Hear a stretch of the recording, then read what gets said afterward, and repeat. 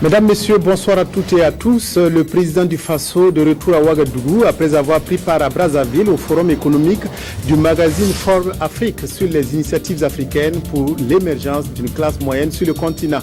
Le CDP prépare activement les élections sénatoriales en sonnant la mobilisation de ses militants. Dans le Yatenga, la coordination régionale du parti a rencontré ses conseillers municipaux pour un succès à l'élection de dimanche. Les Togolais iront demain aux urnes pour des législatives qui mobilisent toute la classe politique. Au-delà de ce scrutin, il s'agit de préparer l'échéance de 2015 avec la présidentielle prévue dans ce pays. Ainsi donc, le président du Faso a participé à Brazzaville au Congo au forum économique du magazine Forbes Afrique. Il était aux côtés de 4 autres chefs d'État du continent. Le forum a permis d'échanger sur les meilleures initiatives à développer pour favoriser l'émergence des classes moyennes. Reportage de nos envoyés spéciaux dans la capitale congolaise, Jean Zongo, Viviane Tendrebiogo. Le magazine américain Forbes est connu de par le monde pour son classement des plus grandes fortunes. Depuis un an, le journal a sa publication africaine, une publication qui met en avant les success stories du continent. Que peuvent avoir en commun un banquier de Dakar, un cadre d'administration de Ouagadougou, un médecin de Johannesburg et un professeur d'université de Brazzaville? En dehors d'être tous des Africains, ils ont en commun d'appartenir à la classe moyenne.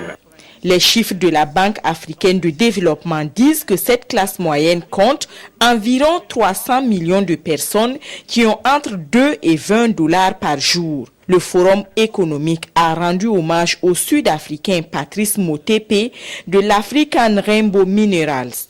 L'hommage est aussi allé au Nigérian Tony Elumelu du groupe bancaire panafricain UBA. Mais pour construire une véritable émergence du continent, il faut, de l'avis du président sénégalais, revoir les mécanismes de financement internationaux. Le moment est venu de sortir les chantiers battus en faisant appel aux mécanismes novateurs tels que les concessions, les joint ventures, le partenariat public-privé. Au forum économique, le Burkina Faso a parlé de sa stratégie pour favoriser la création des entreprises et le développement économique du pays. Nous avons surtout développé les crédits à l'économie qui sont passés de 257 milliards à 950 milliards, grâce bien sûr au renforcement du numérique, mais aussi à l'ouverture économique qui a amené l'installation de nombreuses banques. Nous avons organisé beaucoup de réformes, libéralisé l'économie, libéralisé le travail. Nous avons créé des structures d'appui au secteur privé, notamment des guichets uniques pour la création de ce genre de structures économiques. Il y a bien sûr la lutte contre la corruption, la lutte contre la fraude. Tout cela, ce sont des activités qui ont organisé un environnement possible pour que l'économie se déploie afin de créer de nombreuses classes productives qui vont venir donc progressivement élargir donc ces classes moyennes dans notre société. Sur les 5 présidents invités, 4 ont répondu présents. Il s'agit du Sud-Africain Jacob Zuma, du Ghanéen John Dramani Mahama, du Sénégalais Macky Sall et bien sûr du président du Faso. En plus de leurs allocutions, il y a eu 4 panels.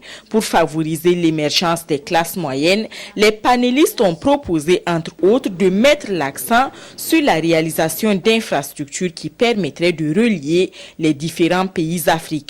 Ils ont également suggéré d'accompagner les secteurs informels vers une structuration de leurs activités. Avant de quitter Brazzaville, le président du Faso s'est entretenu avec son homologue Denis Sassou Nguesso sur plusieurs sujets d'actualité. Son hôte congolais s'est surtout réjoui de la contribution de Blaise Compaoré au forum économique. Il s'exprime au micro de Viviane Tendrebiogo. Tout le monde a été impressionné par le fait que le président ait parlé d'un pays qui n'a pas de grandes ressources naturelles et qui, à force de volonté politique, à force d'organisation et de réformes, réussit à s'en sortir. En croire les statistiques qui ont été données ce matin. Donc pour nous c'était une contribution importante.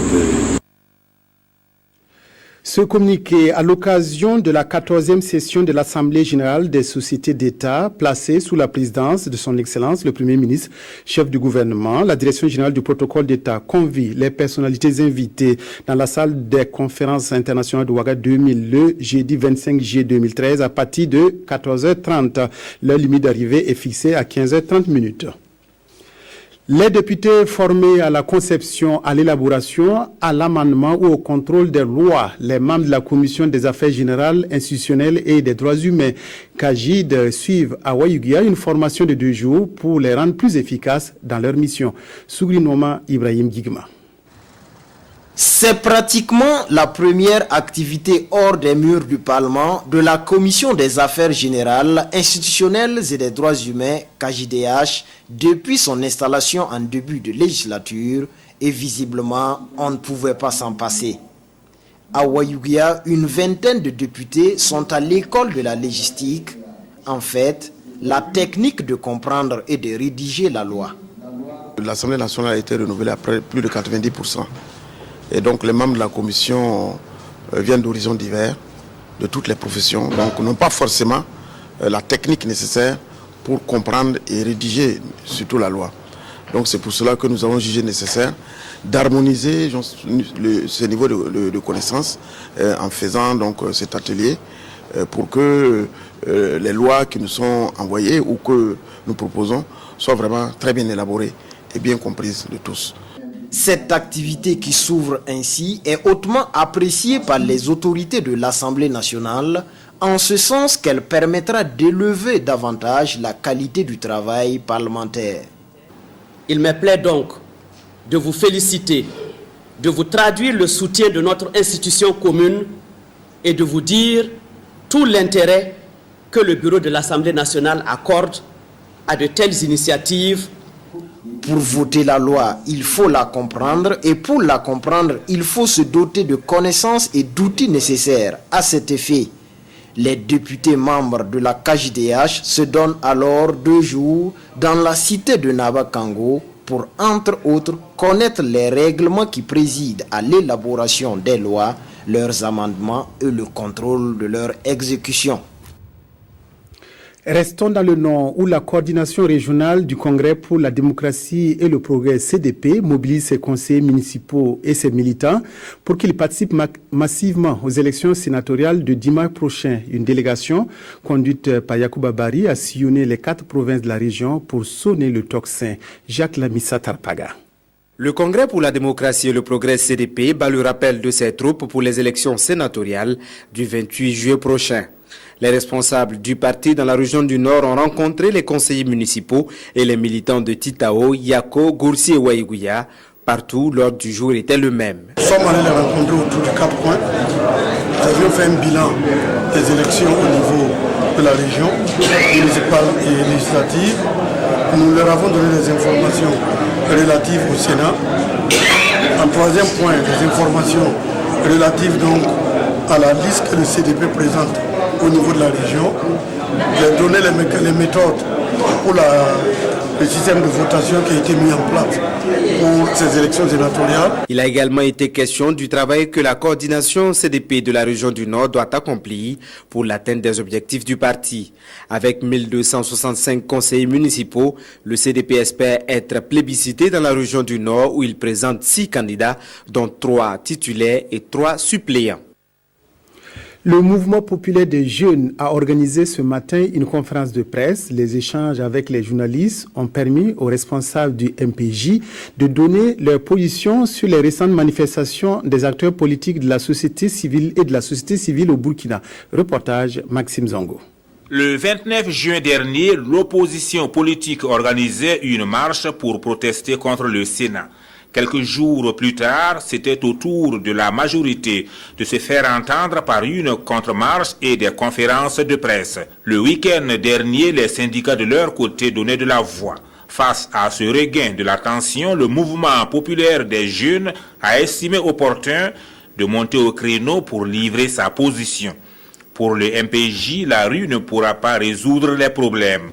La seule alternative, à ses yeux, un référendum à travers les urnes et une amélioration des conditions de vie des travailleurs. La majorité qui dit que le Sénat, c'est pour renforcer la démocratie, ça veut dire que les citoyens ont des droits.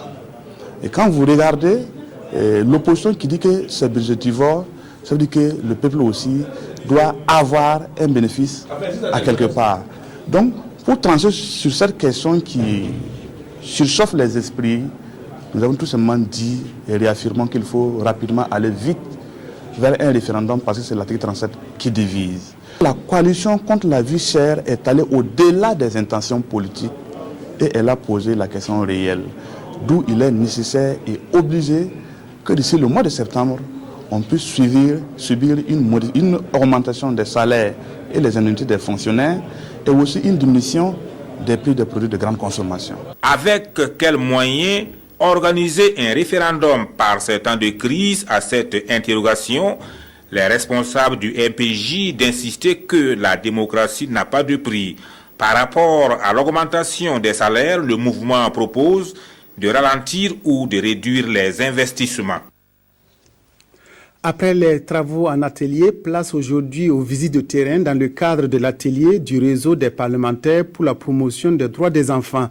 Ce matin, députés et épouses des membres du gouvernement ont visité le centre de récupération nutritionnelle du SEMA de Zorgo dans le Ganzourgou. Ils ont également rencontré les femmes de l'association Champs de Femmes. Reportage Sylvain Vebamba.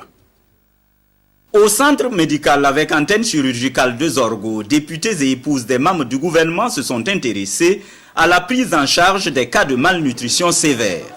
Dans ce centre, le taux de prise en charge s'est nettement amélioré pour dépasser les 90% ces dernières années. Les malades qui y parviennent sont d'abord dépistés au niveau des centres de santé, mais aussi sont référés au niveau des villages où un travail formidable est fait par les agents de santé communautaire.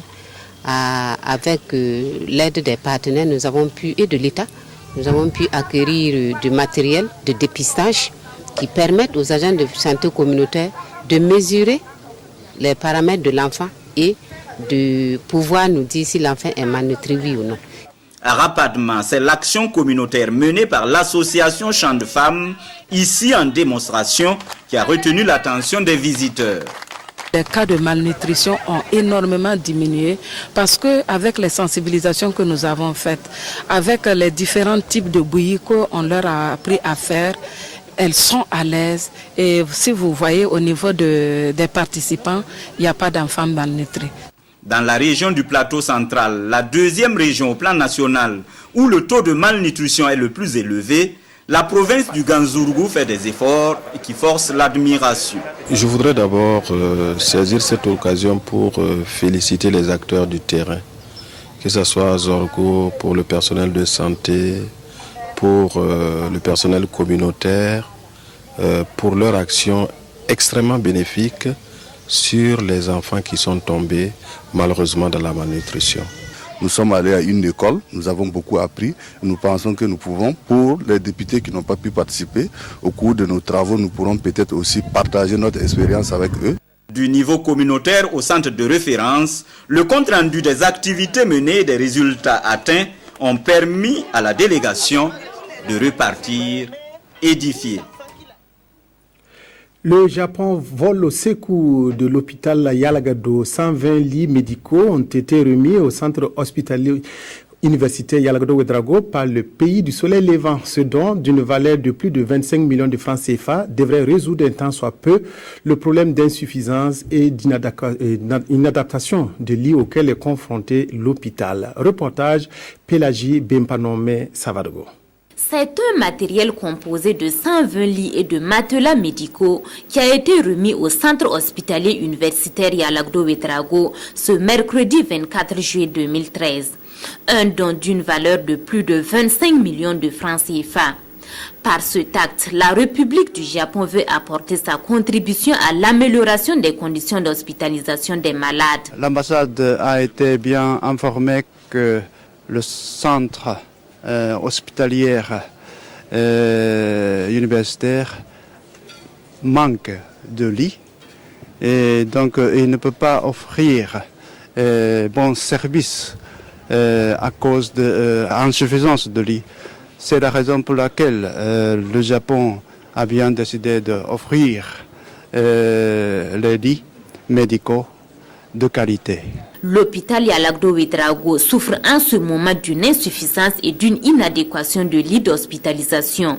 Ce geste du Japon est donc un acte salvateur car il va contribuer à renforcer la capacité d'accueil de l'hôpital. Ça va apporter une amélioration notable aux conditions, notamment de séjour de nos malades hospitalisés dans nos différents services. Et ça fait quand même 120 lits. Ce don fait suite à la signature du contrat de financement de 120 lits médicaux entre l'hôpital Yalagdo Ouédraogo et l'ambassade du Japon le 18 février dernier. Il s'inscrit également dans les domaines prioritaires de la coopération entre le Japon et le Burkina Faso. Le Premier ministre a offert hier soir un cocktail à la 25e promotion sortante de l'Institut des sciences et techniques de l'information et de la communication ISTIC. Béon Luc Adolphe Thiao, parrain de cette promotion, a reçu ses filleuls pour les féliciter pour leur succès et leur prodiguer des conseils au moment où ils entament ou renouent avec la profession. C'est Sylvestre Da. L'Institut des sciences et techniques de l'information et de la communication. Il est offert par le Premier ministre, parrain de cette 25e promotion à sa résidence. Luc Adolphe Thiao a souhaité cette rencontre pour féliciter personnellement ses filleuls. Il s'agissait aussi pour le chef du gouvernement, lui-même journaliste de formation, de prodiguer de vive voix quelques conseils aux 81 journalistes et techniciens au moment où ils entament ou renouent avec leur carrière. Un journaliste digne de ce nom se fait le devoir d'observer strictement les principes de respect de la vérité et des faits, quelles qu'en puissent être les conséquences pour lui-même, et ce à raison du droit du public à connaître la vérité. Animateur de toute la chaîne de la vie de la nation, il vous appartient d'observer un professionnalisme rigoureux, de sorte à promouvoir, concilier toutes les contradictions de la société dans ses besoins d'expression. Ces conseils ne sont pas tombés dans l'oreille d'un sourd, car effectivement pour embrasser ce métier, il nous faut bien sûr de la théorie et aussi la pratique sur le terrain. Et c'est déjà bien de recevoir d'un parrain, d'un aîné, d'un dévancier aussi valeureux que lui, des conseils très avisés. À cette soirée conviviale, le parrain a rendu un hommage aux caméramans, aux monteurs, aux réalisateurs, aux sondiers, aux maintenanciers, aux photographes, à tous les techniciens des médias qui travaillent dans l'ombre et sans lesquels ceux qui ont la plume et le micro ne serviraient à rien. Une pensée particulière pour surtout les caméramans qui font souvent l'objet de menaces de la part d'une partie de notre population qui ne comprend pas ce métier. Le caméraman n'a pas de parti pris, il ne rapporte que des images. Il est donc inadmissible qu'à l'occasion de certains événements, l'on s'en prenne violemment à eux comme on le constate ces temps-ci à Ouagadougou. Le Premier ministre dit imprégné des doléances faites par ses filleuls lors de la sortie officielle de promotion le 18 juillet dernier. Les conditions difficiles d'études à l'ISTIC vont trouver progressivement des solutions, foi de Béon Luc Adolphe Thiao. Il les rassure en outre, en même temps que l'ensemble des travailleurs des médias privés et publics et de la communication institutionnelle, que le gouvernement travaille à l'amélioration de leurs conditions de vie et de travail. Avant de dire au revoir et souhaiter bon vent à la 25e promotion de l'ISTIC, le parrain lui a remis une somme de 2 millions de francs CFA. Les cérémonies pour récompenser les meilleurs élèves et enseignants se multiplient à travers le Burkina pour encourager un enseignement de qualité. La commune rurale de Kayao a organisé pour la première fois sa cérémonie d'excellence pour récompenser les élèves du CP1 au CE2. Et au CM2, les meilleurs enseignants ont été remerciés par des prix sous forme de moto. Reportage Nyarkiteda. C'est une première dans la commune rurale de Kayao. Des prix d'excellence pour récompenser le mérite des meilleurs élèves et enseignants. Ce samedi, c'était donc le jour des lauriers pour les excellents dans cette circonscription d'éducation de base qui compte 27 écoles publiques et 3 privées avec un taux de scolarisation brute de 98%. Cette année, la SEB a réalisé un taux de succès modeste au CEP, 54,4%. Le concours d'excellence a concerné toutes les écoles du CP1 au CM2. Les 4 premiers sont récompensés, soit environ une trentaine de prix à distribuer. Un vélo, un kit scolaire, 10 000 francs CFA, un sac de riz en plus pour les premiers. Le meilleur enseignant et la meilleure enseignante, quant à eux, reçoivent chacun une moto, une attestation et la somme de 50 000 francs CFA, de quoi galvaniser davantage ces acteurs. Le taux de scolarisation au niveau de notre CEP est vraiment élevé, nous sommes à 98%. Le taux d'achèvement à 71,6%. Vraiment, c'est très encourageant. Cette première journée d'excellence est un grand moment pour le monde de l'éducation dans la commune rurale de Kayao. Au-delà des récompenses, c'est un moment de retrouvailles entre ressortissants et de mobilisation pour la cause de la commune. C'est le directeur général des douanes aidé par de nombreux amis et parents qui a parrainé cette première édition. Je salue leur engagement pour permettre à nos enfants, à nos frères, de disposer du savoir qui fera d'eux des hommes de demain. C'est aussi les encourager parce que ce n'est pas toujours un métier facile. C'est vraiment essayer de voir dans quelle mesure nous pouvons les accompagner pour qu'ils remportent davantage de succès. Le souhait de tous les acteurs, c'est la pérennisation de cette journée de récompense. Les accords de l'OMC et leurs prescriptions en matière de notification sont au centre d'un atelier du ministère de l'Industrie, du Commerce et de l'Artisanat. La rencontre permet aux acteurs des administrations publiques, des organisations de la société civile et du secteur privé d'échanger autour des notifications en matière de commerce. Ramatou Zida Nyalkiteda. Mieux faire connaître les conditions d'accès au marché des autres pays avant tout acte d'importation ou d'exportation, mettre à la disposition des opérateurs économiques internationaux les mesures en termes de commerce au Burkina Faso, c'est tout l'enjeu de cette rencontre qui réunit les acteurs des différents départements ministériels, des organisations de la société civile et du secteur privé. Le fait d'adhérer à une organisation, il y a un certain nombre de règles. Et l'une des règles fondamentales, donc, c'est que chaque pays, membre de l'Organisation mondiale du commerce, doit chaque fois que de besoin notifier à cette organisation les prescriptions qu'il a prises en matière de gestion et de facilitation de son commerce. Ceci permet aussi aux autres membres de connaître quel est le niveau d'engagement du Burkina et quelles sont les prescriptions et réglementations que nous avons prises pour faciliter le commerce. À cette rencontre, les participants devront se familiariser avec les accords de l'Organisation mondiale du commerce OMC. Il s'agira également pour eux de s'approprier les prescriptions de ces accords en matière de notification. Les questions qui seront à l'ordre du jour seront les 3 grandes questions de l'OMC, donc les 3 grands accords, à savoir l'accord sur les marchandises, l'accord sur les droits de propriété intellectuelle et au commerce et l'accord sur les services.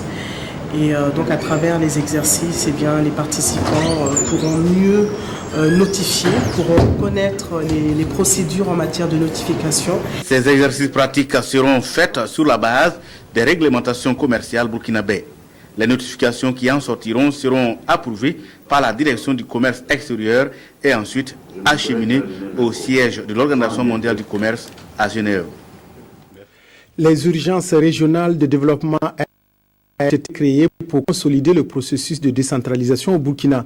C'est pour valider les projets de texte des ARD que se tient à Ouagadougou une rencontre regroupant gouverneurs de région, spécialistes de la décentralisation et partenaires techniques et financiers. Abdoul Rasmane Zongo. La décentralisation consacre le droit des collectivités territoriales à s'administrer librement et à gérer des affaires propres en vue de promouvoir le développement à la base et de renforcer la gouvernance locale. Cependant, la réalité est tout autre au regard de moult obstacles financiers, organisationnels, techniques et de synergie d'action. D'où la création des agences régionales de développement ARD, dont les projets de texte sont actuellement en validation. Les communes et les régions souffrent d'un manque de moyens humains et aussi d'une certaine expertise pour mettre en œuvre réellement les compétences que l'État leur a déléguées. Donc pour cela, il était effectivement nécessaire que ces collectivités-là puissent être appuyées par des compétences afin de pouvoir monter des projets de développement, les suivre et les exécuter. Et ce travail-là sera fait essentiellement par la mise en place à leur disposition d'experts. En tant qu'outil de développement local et régional, les ARD visent à accompagner et consolider le processus de décentralisation dans les 13 entités territoriales du Burkina Faso.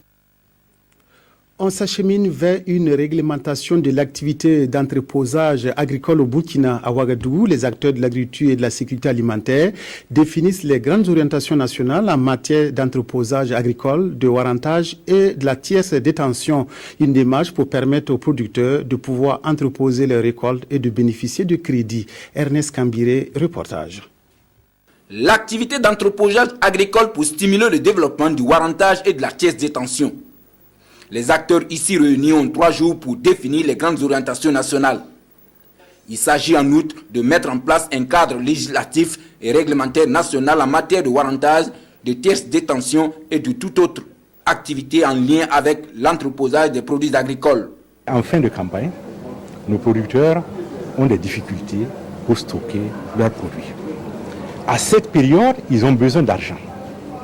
Alors, qu'est-ce qui se passe? On met les produits sur le marché à bas prix, puisque tous les produits arrivent sur le marché en même temps. Alors à ce moment, les agriculteurs ne profitent pas. Ils perdent. Donc le système de l'entreposage ici, comme on le voit, il s'agit de mettre des infrastructures de stockage en place où les producteurs peuvent stocker leurs produits, bénéficier d'un récépissé, un certificat d'entreposage, et ce certificat est reconnu par le gouvernement. Donc c'est valide. Et ce qui peut les permettre, à la lumière de la quantité stockée dans ces magasins, de pouvoir bénéficier d'un crédit pour continuer leurs activités. Le crédit a été de tout temps un problème pour le financement de l'agriculture burkinabé. Et l'accès au crédit est encore plus difficile pour les producteurs et autres acteurs du monde rural. Partagez alors les expériences et les bonnes pratiques qui pourront constituer les orientations nationales sur la base desquelles les documents et tests nationaux qui devront régir l'entreposage agricole, la tierce détention et le warrantage est très attendu. Cette pratique a été promue depuis des années par des ONG essentiellement, mais aussi par certains projets et programmes du département de l'agriculture. Donc il s'agira pour les experts de vraiment faire le point de l'ensemble de ces pratiques, de tirer les bonnes leçons pour permettre au gouvernement d'avoir vraiment un cadre d'orientation en matière d'entreposage agricole. Autre attente, la définition d'une feuille de route pour la mise en œuvre du warrantage de la tierce détention au Burkina Faso pour améliorer la sécurité alimentaire des producteurs et leurs revenus grâce à une meilleure commercialisation des produits agricoles. Lancement hier à Zignaré de l'étude d'élaboration du schéma directeur d'aménagement et de gestion des eaux SEDAGE de l'agence de l'eau du Nakabé. Le SEDAGE est un document politique d'orientation servant à la planification des usages de l'eau. Le lancement a été précédé de la visite des locaux de l'agence de l'eau du Nakabé par le ministre Maïmouna Belem. Reportage Adama Koulibaly. Analyser les orientations fondamentales d'une gestion optimale et concertée de l'eau ainsi que ses différents usages, définir la rentabilité économique de l'eau sur le budget national, telle est la vocation du schéma directeur d'aménagement et de gestion des eaux de l'espace de gestion du Nakambé, dont cet atelier consacre l'étude d'élaboration. Nous sommes là aujourd'hui pour lancer l'étude qui constitue une des étapes du processus de la GIE, c'est-à-dire gestion intégrée des ressources en eau. Cette approche pour laquelle le Burkina Faso a adhéré vraiment veut que la gestion intégrée des ressources en eau soit vraiment l'approche la mieux utilisée dans l'ensemble des bassins hydrographiques. Ce schéma d'aménagement qui va porter sur une période de 10 ans nécessite la participation de tous les acteurs, d'où l'opportunité de cette rencontre. Il s'agit aussi pour l'ensemble de ces acteurs de donner leurs opinions, leurs points de vue sur la compréhension de cette étude-là. Pour que, au sortir de cette rencontre-là, tout le monde, tous les acteurs ait la même compréhension de ce à quoi cette étude doit aboutir. Auparavant, le ministre en charge de l'eau s'est rendu dans les locaux de l'agence de l'eau du Nakambe pour échanger avec les agents sur les conditions de travail et les difficultés y relatives. Il s'agit entre autres de l'exécuté des locaux, le manque de personnel, notamment un directeur administratif et financier, et les disparités salariales, d'où l'appel pour la mise en place d'un statut particulier. Le ministre a rassuré les agents de l'agence quant à la recherche de solutions idoines à leurs différentes préoccupations. Agence pionnière, l'expérience de l'agence de l'eau du Nakambe devrait servir de modèle aux 4 autres en cours d'installation dans le pays. Les directeurs du patrimoine culturel des 15 pays de la CEDEAO ont bénéficié d'une formation organisée par le programme des musées de l'Afrique de l'Ouest et la commission de la CEDEAO. Cette rencontre fait suite à la 4e conférence des ministres de la culture de la CEDEAO et vise à adopter un plan d'action pour une meilleure coordination des actions de préservation du patrimoine culturel dans la zone CEDEAO. Yolande Lompo, reportage. Ces directeurs du patrimoine culturel et des musées de 15 pays membres de la zone CEDEAO veulent adopter un plan d'action commun pour une meilleure préservation et un meilleur développement du patrimoine culturel. Et au regard des récents événements qui ont provoqué la destruction des richesses culturelles de la région et aggravé davantage les problèmes de conservation du patrimoine, au cours de ces 4 jours de travaux, ces experts rechercheront des solutions durables pour prévenir toute nouvelle destruction massive du patrimoine culturel, mais également les voies et moyens pour inscrire davantage les sites de la région sur la liste du patrimoine mondial. Qui dit patrimoine dit véritablement fondement de nos cultures. Parce que aujourd'hui, vous le savez, tous les pays africains ont véritablement pris en compte la dimension culture dans le développement. Et de ce point de vue, il est important que nous puissions échanger les bonnes pratiques en matière de valorisation de tous les aspects, de toutes les expressions culturelles de nos différents pays. Il s'agit maintenant d'harmoniser et de voir quels sont les problèmes résiduels qui existent toujours et nous permettre en tout cas de lever tous ces obstacles-là et permettre véritablement à la culture d'être non seulement prise en compte dans les politiques et plans de développement, mais de jouer véritablement le rôle qui est le sien. Dédié au développement des musées et à la valorisation du patrimoine culturel, le programme des musées de l'Afrique de l'Ouest WAMP a été créé en 1982. Il est attendu de cette première rencontre des professionnels du patrimoine africain des propositions concrètes dans le but de préparer la 5e conférence des ministres de la culture de la CEDEAO, prévu pour se tenir à Niamey en 2014.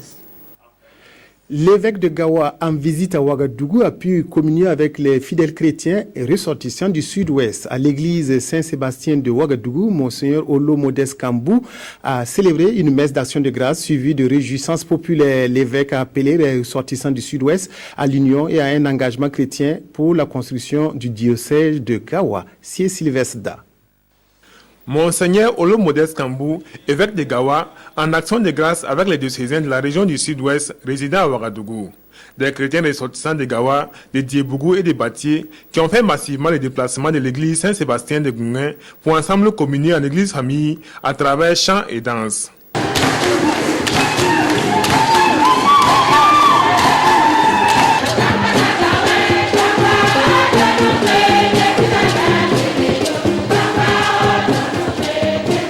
L'occasion pour Monseigneur Kambou de les appeler à beaucoup plus d'union et de fraternité. Élevons nos cœurs, en haut les cœurs. Alors c'est ce message-là que je suis venu lancer à l'endroit des diocésains et de Diebougou et de Gawa. Et il est heureux que la parole de Dieu de ce jour parlait d'hospitalité. Nous accueillir les uns les autres et nous attacher à ce qui est l'unique nécessaire, c'est-à-dire la parole de Dieu. Monseigneur Modeste Kambou est aussi à Ouagadougou pour remercier les ressortissants du Sud-Ouest pour leur soutien multiforme lors de son investiture comme évêque le 12 février 2012. Il attend également plus de mobilisation et d'engagement dans la foi afin de permettre une autre prise en charge de l'église famille de Gawa. C'est un diocèse nouveau qui a besoin d'être construit et il a vraiment de grands besoins, aussi bien en personnel de prêtres qu'en personnel chrétien engagé. la célébration eucharistique, place aux réjouissances populaires. Grand moment de retrouvailles et de communion fraternelle entre les ressortissants du sud-ouest. Comme en de telles occasions, la bière de Mille ou de l'eau est incontournable, accompagnée des mets du terroir. Et n'en déplaise au Gouin, Turca, Sénoufo, Caraboro et compagnie. En route pour les 7e Jeux de la francophonie prévus à Nice en France en septembre prochain, la compagnie Tamadia de Bobo-Dioulasso se prépare activement. La compagnie organise ses résidences de création à l'Institut français Henri Matisse de Bobo. Évariste Kombari, reportage. Nous sommes à l'Institut français de Bobo-Dioulasso. Ici, dans cet espace qui lui a été gracieusement offert, la compagnie Tamadia est en résidence de création. En route pour les Jeux de la francophonie Nice 2013, interprètes, chorégraphes sont regardants sur les détails. La musique, la gestuelle, rien ne laissé au hasard. Les mouvements doivent être huilés.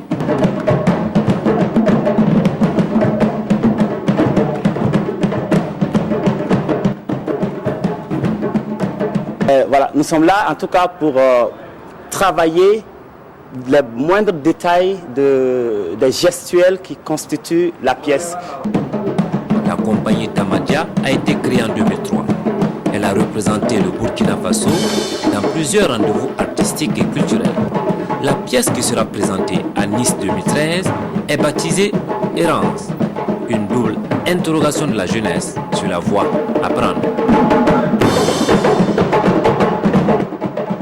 Il y a plein de choses qui se passent actuellement, il y a plein de guerres, il y a plein de crises, il y a le printemps arabe. Après, nous nous disons, mais dans quel monde nous nous trouvons? Est-ce qu'on doit continuer à aller vers le modernisme ou on doit faire un recul pour aller voir ce qui se passe dans la tradition? 10 interprètes, dont 4 danseurs et 4 chanteurs, sont engagés dans cette création.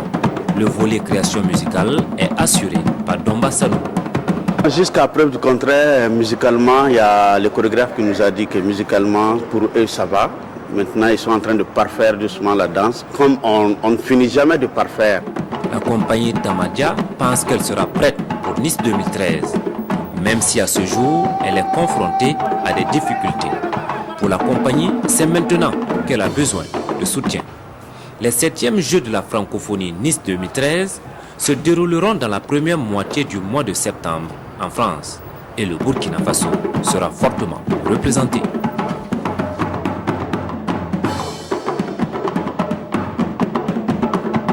C'est la fin de la campagne électorale pour les législatives de demain. Au dernier jour de cette campagne, le parti au pouvoir et certains tenants de l'opposition ont fait une démonstration de force hier à Lomé. 26 partis prennent part aux élections pour 91 postes de députés à pourvoir lors de ce scrutin qualifié de décisif avant la présidentielle de 2015. Vague orange à Lomé mardi soir pour son meeting de fin de campagne. L'Alliance nationale pour le changement a rassemblé ses partisans dans la capitale togolaise.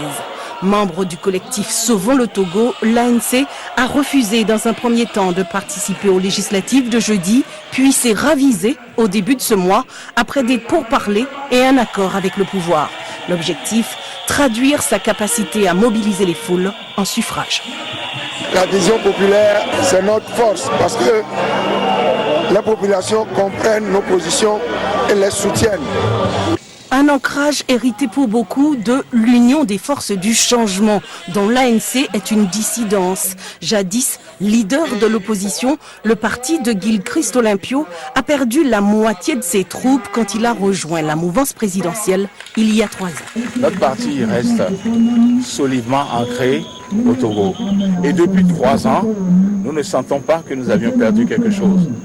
Ceux qui sont partis sont libres de partir. Ils ont constitué un autre groupement, n'est-ce pas? Nous leur souhaitons bon vent. Union pour la République! Les divisions de l'opposition, du pain béni pour l'Union pour la République, la nouvelle dénomination de l'ancien parti unique. Au pouvoir sans discontinuer depuis 50 ans, le parti présidentiel a concédé un redécoupage électoral censé réduire le poids du Nord qui lui est fidèle, mais moins peuplé.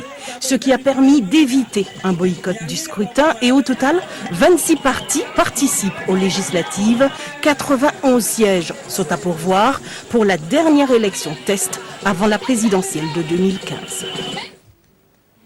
C'est la fin de votre journal. Merci de votre aimable attention. Excellente soirée à toutes et à tous en compagnie de la RTB.